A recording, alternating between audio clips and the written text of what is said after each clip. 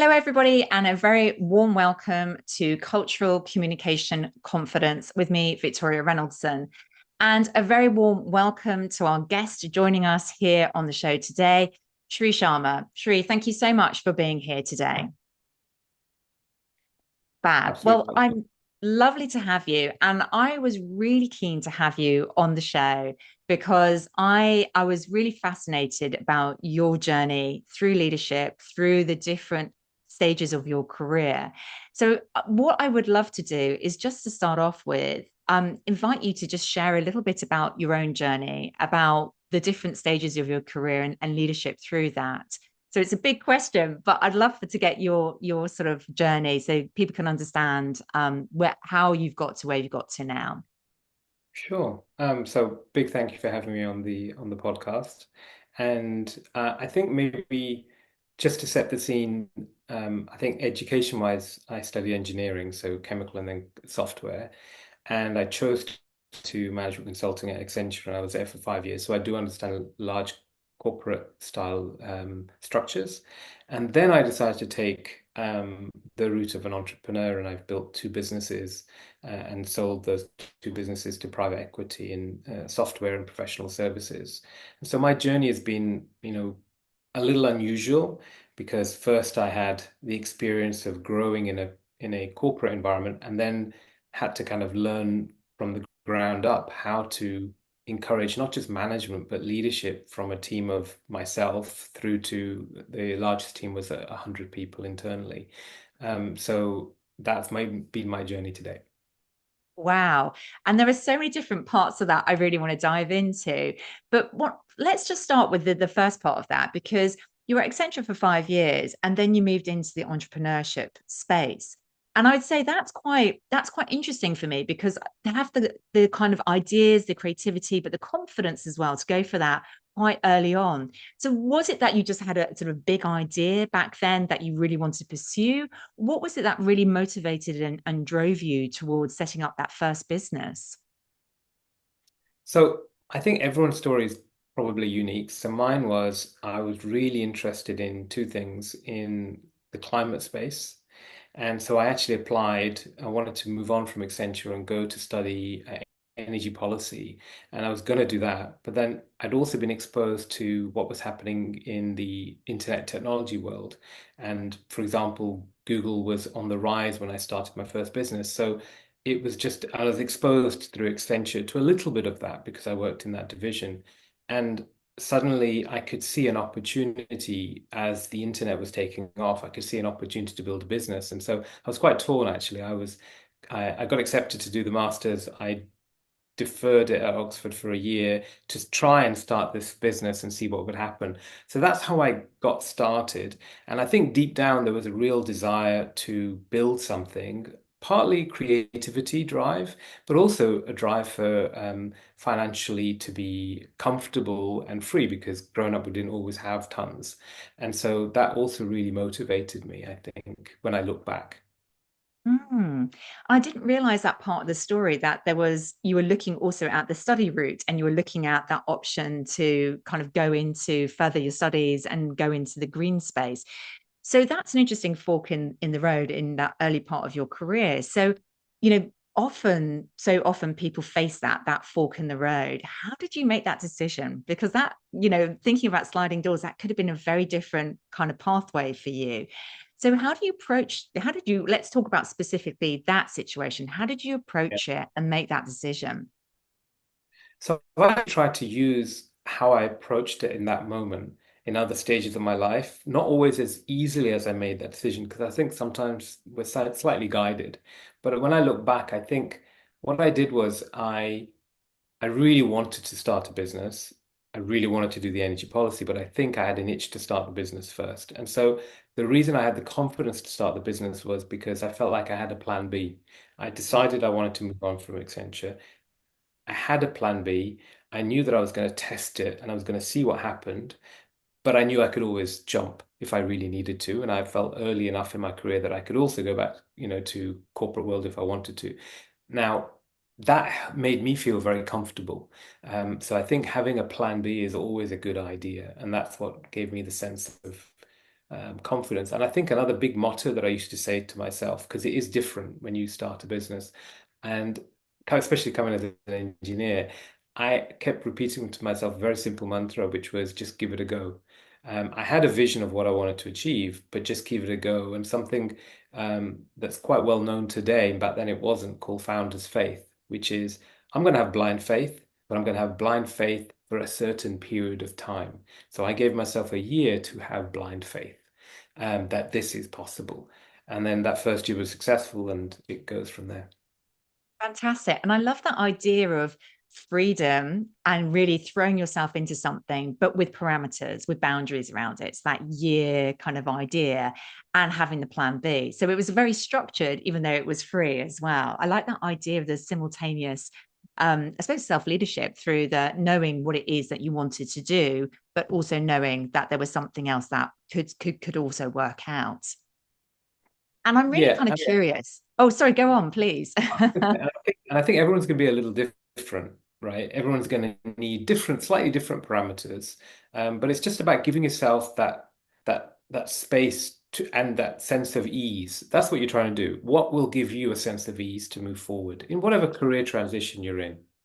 Mm. And I'm really kind of curious. The follow-up question I had for you was that, this is also about those early days in the business, setting up a business, which you've done twice. How do you manage yourself as a leader in those early stages? Because obviously there is yourself, and then you may be sort of bringing in a few people. But what does leadership for you look like at that sort of stage? What are the key kind of skills and ways that you think about leadership in those early days within the business? So I have been through it twice, and so I can really say this with confidence that it is very different to being in a large corporation. And actually, in some ways, I think it's got its own unique complexities because I felt at Accenture, it was a wonderful organization. I learned a hell of a lot. It was much more for me at my journey and my what I received and what I experienced. And this is, I'll take it's my responsibility. I felt there was more management there versus leadership. And I think when you start a business and you're trying to hire people, managing is not going to cut it because A, why do they even want to join this high risk business? Given the stats that 90% of business failures. So you need much more than management. You need true leadership, which is you need to create an environment that has a very clear vision, but there's something in it for the people, for each person, and a place where they can grow, and all the boxes are ticked, which is much harder when you are a small organization than when you're a large organization where it's very clear what you're going to get out of it, and therefore management will work. How did you do that? Because that's quite interesting as well, kind of going from being the sort of solopreneur, setting up a business to then scaling it. So, as you brought people in, how did you really kind of motivate people? Because obviously, as you get bigger, it's harder then to do that for each individual. So, how did you So approach that? if I take an example from my most recent business, we actually made it a remote first business with an India hub. Okay, so we had 90 people at one point, and India was its hub in Bangalore. And at that point, we weren't entirely remote, so people would travel into Bangalore. And in India, it's got a very interesting quirk, which is everyone wants to work for a big company because they want to be able to tell their mum and dads that they work for a big company with a Mm. big brand. So it's even harder. So first off, we had some initial hires who we knew there was trust. And then I spent time there, my co-founder spent time there, and we personally interviewed people and we talked about what the vision was of the company, what we were trying to do, what good looked like in 5 years, and why this is going to be different to being in another large organization. And particularly, we were able to sell the key features that it was going to be great learning and incredible learning, and also autonomy, trusted. And I think these are things that you can give in a smaller, more nimble organization, much more than in a large organization where they need much more refined and defined processes. And so that's what we lent on. And it's the same for the first business too. That's really what we lent on, giving people that space and that trust, but yet with a clear vision. I can imagine. And I can imagine that must have been incredibly motivating. Again, that idea of, I'm hearing a theme of freedom as well coming through, that also it was freedom for them to have that autonomy and not to be told what to do, but to learn and grow in their own way. So, I'm curious, like, it feels like learning, growth, freedom are important parts of what motivates you. So, from your own perspective, what else is important to you? As what are the threads that have been common throughout these businesses and as you've evolved in your leadership? So I think some of the important threads, one will be creating, I'm an engineer first. So as an engineer, I want to create a system and I want it to be optimized and I want it to grow. That's the rational part of me. But the empathetic part of me, or the EQ part of me, cares deeply for people. So what has really been true for me is creating an environment where people can do their best work, but can also make a huge contribution. So moving to a philosophy where people are invited to be on this bus that we're traveling on, and we've got a very clear destination. To get there, everyone has to pedal together, otherwise the bus isn't going to get there. And inviting to be involved in this project that we're on for whatever journey length they wish to be there for, as long as they're contributing and they have the right values and the right clarity of what they need to do, the right standards. So helping them personally, but all working together in a certain direction. That's been really important for me, along with the concept of I want to create a system that actually is super optimized and is scalable. Those two things are very important to me. And I think then throw in a touch of creativity because I love the journey of trying to take something and make it into take nothing and make it into a something. And that's very satisfying because you don't know all the answers. It's quite scary, quite honestly, sometimes. And then you see it working and then you go, oh, hang on, how can I do that again? How can I make it better? And in my last company, it was very much the case when we were building using machine learning to build models that could be used by enterprises to grow revenue. Wow.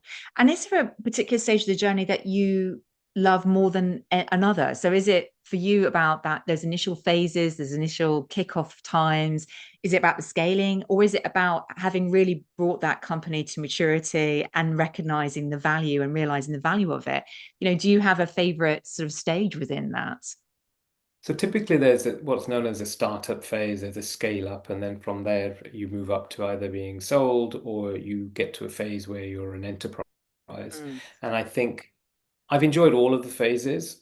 In my journey. The first company we got to 85, 90 people, all out of London, and we sold to private equity. And I stayed on in the group company for 2 years, being responsible for group strategy and combining businesses globally. In the second business, we got to 90 people, very much a strategy of people being remote. And especially post-COVID, people are all over India. We had people in Japan, in Europe, in the UK, building software products. And I think it was really fun to be in that startup phase, but I enjoy particularly that scale up phase the most because I Mm. think you get past that initial barrier of trying to get it going, and then you can focus on how do I make this repeatable? And I probably enjoyed that more second time round. Interesting. And like you've mentioned something very sort of fascinating to me, which is obviously the organization, the second organization was fully remote. You talked about the fact it's quite multicultural, people based in Japan, Europe, India as well. How did you bring people together? Because I think this is one of the things that the conversations I sometimes have with people, the leaders that I speak to, is that this is not easy. How do we kind of bring people together, get them behind this when we're not seeing them regularly? How do we bring them in a way that they feel part of it, even in that remote environment? So I'm just really interested. Have you got a particular approach to that or a way that you found worked for you? Yeah, in my experience, we've managed to make it work. And there were times when it was really tricky, but I think some of the key elements that help make it work is number one, when you're building to 90 people, you can still be involved in some of the hiring, especially the key management layers in different countries. So we had an Indian leadership team, we had a leadership team internationally and in a couple of the countries. So you can be involved in key hires. I think within that involvement in key hires, you can really assess for is there commonality in values. That's number one in professional standards and work ethic. So you can check that out when you're bringing people in. I think you'll also at this size, you can still be very involved in setting that picture of success and helping people have clarity of the journey that we're on. And so, for example, we used to follow, there's, for example, the OKRs model. We also followed a method called road mapping, where we look at profits, products, and people. So profits being the revenue and anything numbers related. What are the products and what's the status and products and what's happening from a people standpoint. And every quarter we would have a roadmap, part of a year roadmap. So everyone would have transparency around what we're doing globally. We'd have a call every couple of weeks, and we'd do fun things like try and connect people by giving people recognition. And actually, you find that people are the same everywhere. But people in India, for example, they would never put their videos on when they come to a call. They would never talk on the call. And what I realized was you have to sometimes accept that. But then when you go there, you actually find they're exactly the same. People are the same everywhere. And it was actually quite a joy to kind of unpick and realize over time people are exactly the same and they care about the same things. Most people globally want learning and growth. They want to be paid well. They want to feel trusted. Um, they want to have rapport with the people they work with, and they want to feel that the leadership cares about them and has a vision of for the future. And so I find that doing a little bit of all of the key elements of leadership and doing them well repeatedly is the Mm. key to success, even if you're uniting people globally. And we were predominantly online all the time. We didn't meet very much at all. And I find that really, fascinating because it sounds so obvious in some ways, like showing people that you care, that you're giving them the vision, giving them those opportunities to grow, showing them that you care about them, that you understand them. And yet it's not easy, right? When you've got the pressures of every day and delivery and performance targets and so on. So, I can imagine that you've probably faced some really tough times, some really tough challenges. So, how did you balance that yourself as a leader? Because clearly, as being sort of top of an organization, people look to you for answers when, as you quite rightly said, sometimes the answers aren't always already there. So, how have you managed yourself as a leader through these kinds of challenging times? That also is a very interesting question. It reminds me of a story in my first business. So we were about 6 years in, 6 years in. So the first business grew for 10 years and sold. Second business grew for 5, 6 years and then sold to a company called PSG Equity, which is a B2B SaaS fund. But going back to that first business, we're 5, 6 years in, and suddenly um, the business shrunk in terms of revenue from 100% revenue to 30% revenue. Wow. And I did not, and literally overnight. And I Mhm. literally did not know what to do. And I'd always had, right or wrong, probably more wrong, a sense that the leader needs to always be confident and know what they're doing.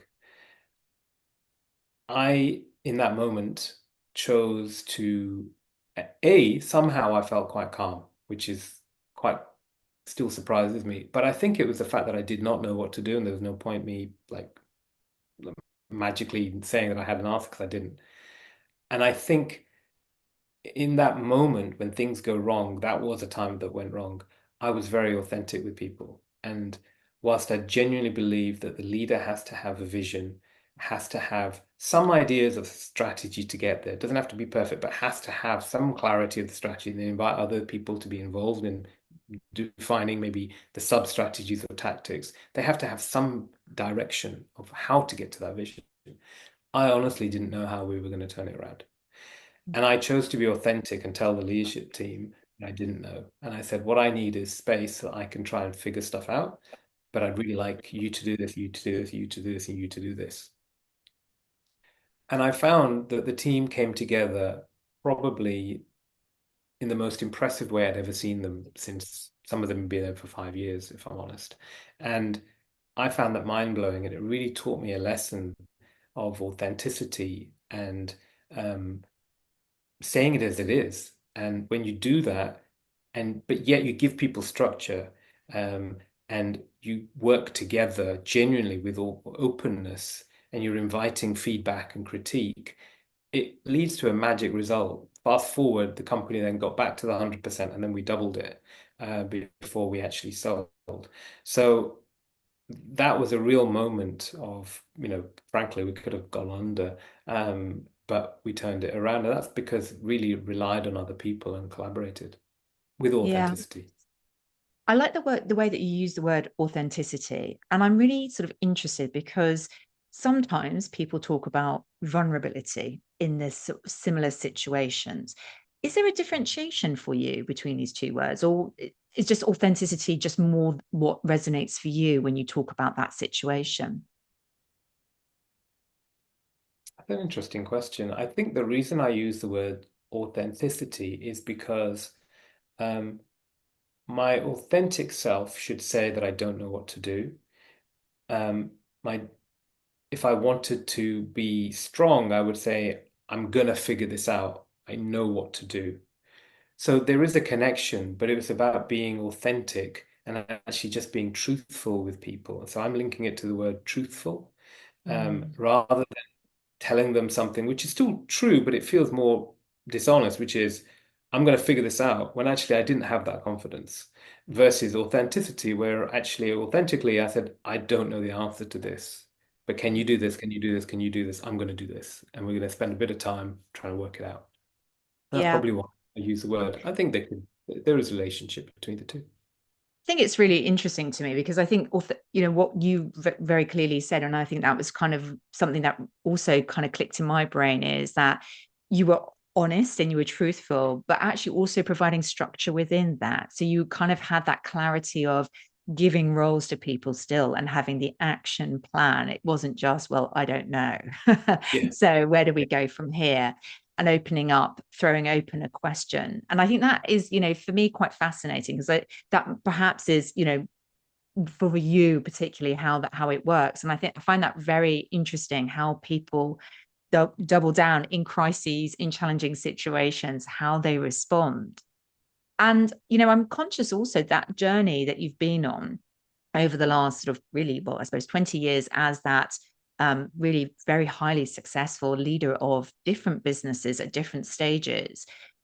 Part of that I can hear is how important growth is, growing others is. But I'm really interested in how do you grow yourself? How have you kind of done that as a leader at the same time? How have you really kind of been on that journey? Obviously, in a corporate structure, people provide often they're lucky enough to have the benefit of trainings and coaching and so on. But I'm really interested in how you did that for yourself. So I think it was on the job learning, Mhm. but then along the way in the first business, there was a an author who was a behavioral psychologist and specialist in helping create what he called the super teams, called Mike Pegg, and he wrote a book called The Strength Foundation. And in that first business, we invited him in to help us, and I found him really influential and very, very valuable as a mentor and a guide. So I think um, that was my formal training, but outside of that, it was very much on the job. And if I look at myself at the start, where I had an expectation of people delivering, because at Accenture, guess what? You set an expectation people deliver. What a surprise, people just deliver. Whereas I wasn't getting the same formula wasn't working. But yeah, so I was like, what's going on? I don't think I was the world's best leader. I was a good manager. I could create a project plan. I could tell them what needed to be done and when it should be done by and expect it to be done. But that's not leadership. And I realized that actually my leadership needed to be broadened.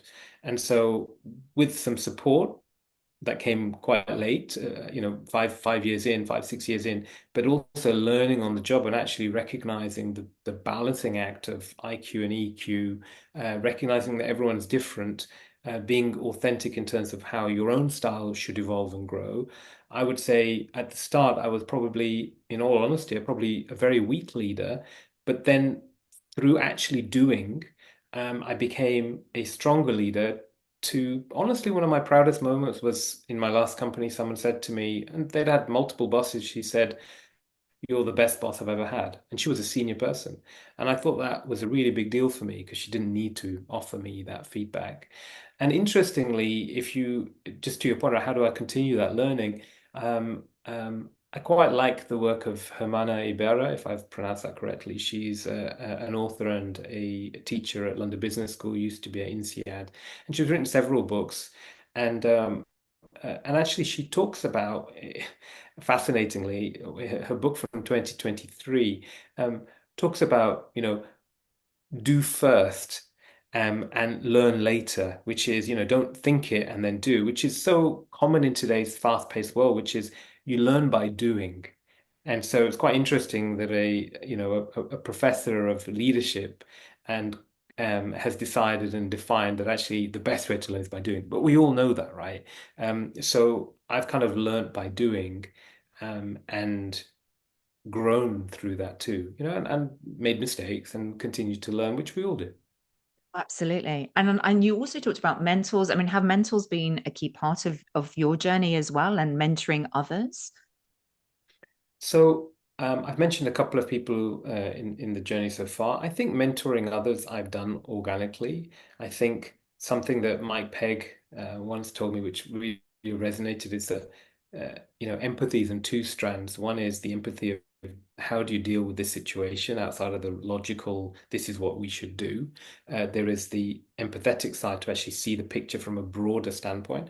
But that's the first empathy. The second empathy is to actually be able to look at behaviors and outcomes of individuals and actually observe, therefore, their aspirations, and therefore be able to guide them and help them on their personal journey. Because it comes back again, leadership is how do you help, how do you achieve the goals of the business, but alongside achieving the goals of the individual and the team.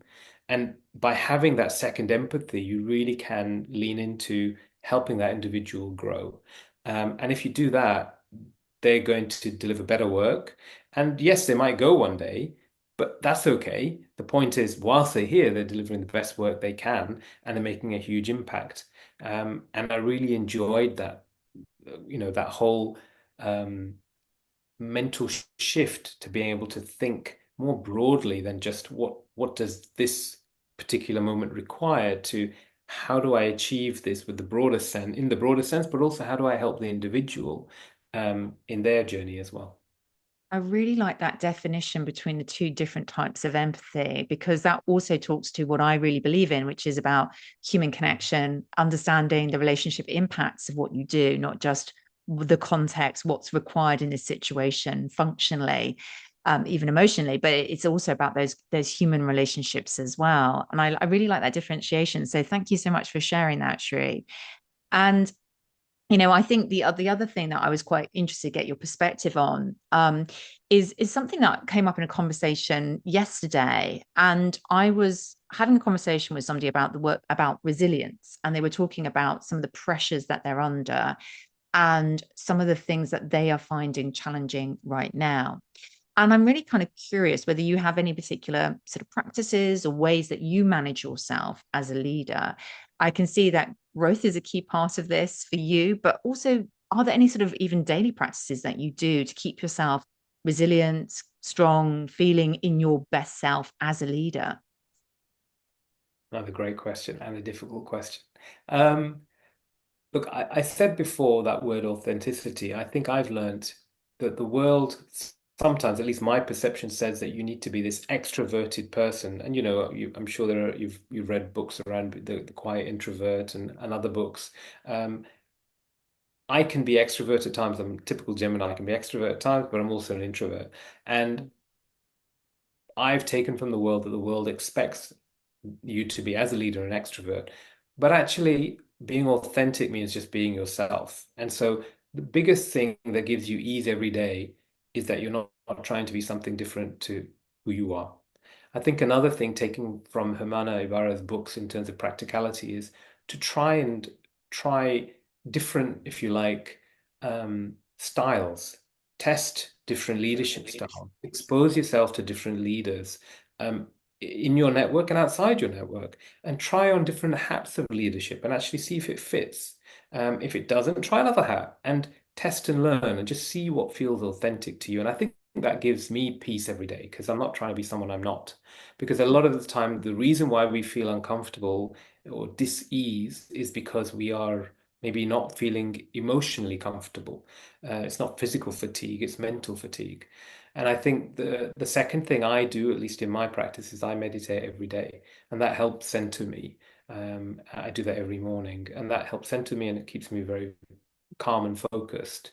And it definitely improves resilience because you have this gap between when something happens and the response time. There is a bigger gap, which means you have more time to kind of like stay calm, focus, um, and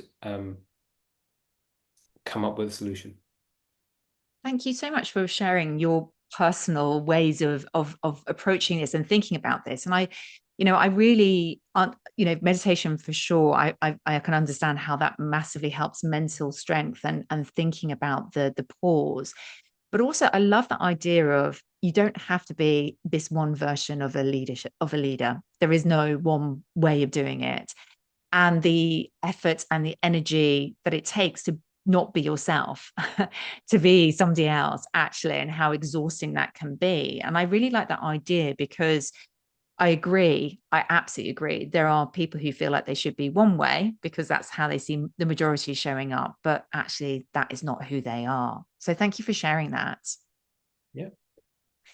And I'm really conscious. We're sort of coming towards the close of our sort of conversation, which I'm absolutely loving. Which is a shame because there is so much I am learning from this conversation. But I'm really kind of interested. You have achieved so much, and looking at some of this amazing two businesses that you've taken from total startup, scale up, and then sold and exited. I'm really kind of curious, kind of what comes next for you and how you think about the future for you. So another good question. So um, I am currently focusing, my biggest piece that I'm focusing on is my work as an advisor and a non-executive chair. So I'm a chair for one business, um, and I'm broadening that currently. So I'm working with investment companies, but also private companies who are in that journey from 0 to 20, probably in 0 to 5, 0 to 7 million, and trying to get to 20 million. Both B2B, so always B2B, B2B software companies and B2B professional services companies. And my role is to help them accelerate through that value creation journey. So helping them think about, within my specialism, go to market. So how can they grow in their sales and marketing effort? How can they expand internationally? How can they hire the right people? How can they create the right culture? And how they can achieve the goals of the company and the goals of the shareholders, which is ultimately to drive growth in the organization. And so I'm working with a number of businesses doing that, as I said, as a chair and as an advisor. And the simplest way is some businesses just really helping them with their sales strategy, which is go to market. Excellent. Well, it sounds very, very exciting. And I'm sure it will be exciting new opportunities will be opening up and coming your way. But, Shri, thank you so much for joining us on the podcast. I've really enjoyed this conversation and I've learned a lot more about you and how you think about your own journey, your own kind of different parts of that journey in the career, but also your different views on leadership, which I found really fascinating and I'm sure has been massively helpful to the listeners and the watchers of the show. Is there anything else you'd like to share? Or if people want to find out a bit more about what you do, what would be the sort of right places for them to connect with you? But a really good place would be on LinkedIn. So Sri SRI Sharma, Sharma. You can reach me there very easily. And I think in terms of sharing, I just want to thank you as well for the opportunity. It's not very often I get the opportunity to reflect on my leadership journey. Usually it's very practical. How do you scale businesses? And it's been really enjoyable to reflect on my leadership journey and to continue to see how I can grow. And I'd probably just say to people who are in their phase where they want to step up to the next aspect of leadership, I'd say be authentic, try different hats, be exposed to people in your network, but expose yourself to broader people and ask them about their journey. And then when you take that step up, you will find that you will grow and you will feel enriched because of it. Excellent. I really appreciate you sort of summarizing it so well in some really sort of pithy advice for people. And thank you so much. I think this has been a really fantastic episode, and I'm sure everybody has learned a lot from it. So thank you for joining me, Sri. Really great to have you on the show today, and very much look forward to seeing everybody next time on the show. Thanks very much, Victoria.